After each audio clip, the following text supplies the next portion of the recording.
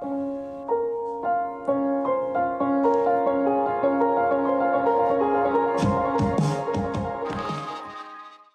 guys! Today I wanted to share with you guys how to blend your oil paints. A blend is a gradual transition from one color to another. And because oils take time to dry, they allow you to move the wet paint around the canvas easier than other paint mediums with faster drying times. So a common question I get asked is how to blend your oil paints without them muddying up, and how to retain control of your shapes and values when doing so. If this is something you've struggled with before, you're definitely not alone. These questions are so valid and it takes a little bit of practice, so I'm hoping that with this video I can clarify a few of these things for us. As with many techniques when it comes to oil painting, there are a variety of ways in which you can achieve a nice blended effect, but these are some of my go-to methods. For the sake of this demonstration, I'm going to be using spike oil as my solvent, cadmium lemon, quinacridone red, and ultramarine blue, along with titanium white. These primary colors are also able to make secondary colors, so it's perfect for this example.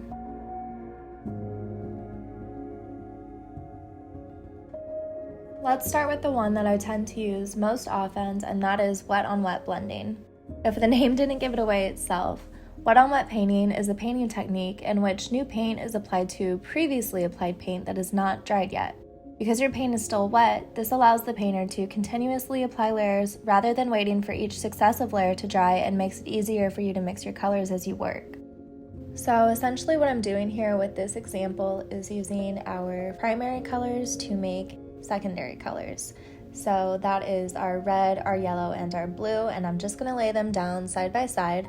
And then working these colors together while they're still wet, I'm going to be able to create the secondary colors. So mixing red with the yellow is going to give us a nice orange, and then mixing yellow with blue is going to give us a nice shade of green, and then mixing the blue with red again, we're going to get a nice violet purple.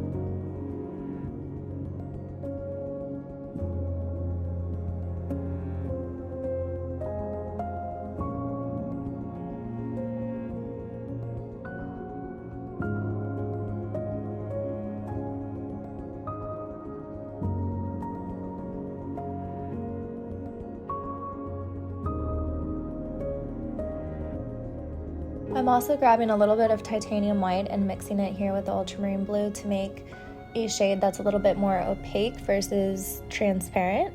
And I could have done this with the red and yellow as well, but I just didn't. However you decide to go about it, they will all blend nicely and work well.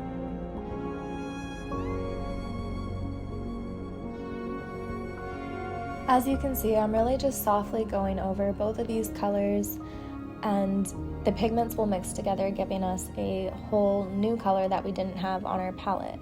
And seeing this change is an example of blending taking place.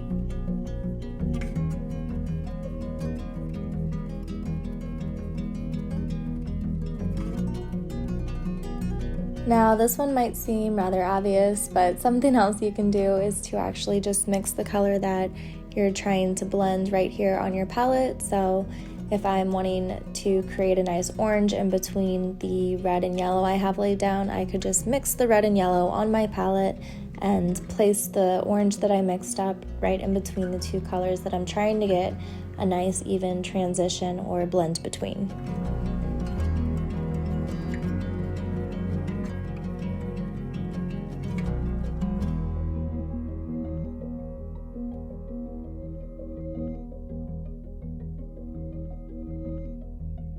This next method is considered dry on wet.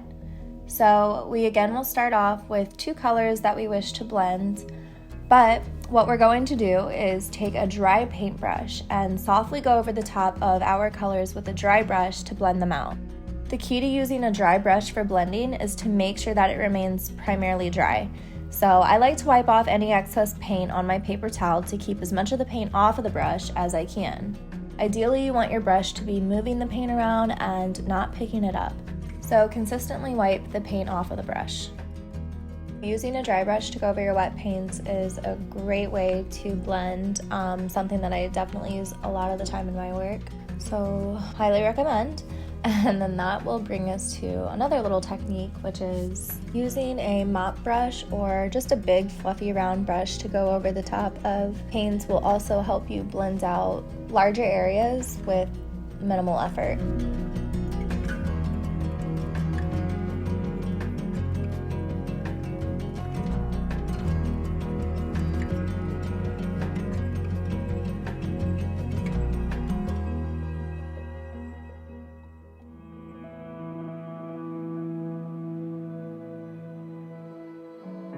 Now, another option is to blend wet on dry. This can also be known as scumbling. Scumbling is a painting technique in which a layer of broken, speckled, or scratchy color is added over another color, so that bits of the lower layer or layers, depending on how many you're painting, color will show through the scumbling. The results give a sense of depth and color and variation to a particular area. This will also help to make the color a bit more opaque. So when you do this, you want to make sure that the paint you are scumbling over is completely dry. So this will actually be a better option for blending if your painting has already dried, but you're wanting to go in and go over and blend certain areas. Also with this technique, I recommend using a thicker or stiffer haired brush like hog's hair. And with scumbling, you are just sort of scratching the paint over the top of the dry paint. And this will adjust the colors ever so slightly, leaving a more blended illusion. It's also great for making areas of the painting much deeper in color and adding on those highlights. So if you guys learned something new today, make sure to subscribe so you can come back every week for all the additional fine art tutorials and art business advice. Thank you all so much for being here, and I hope to see you in the next one.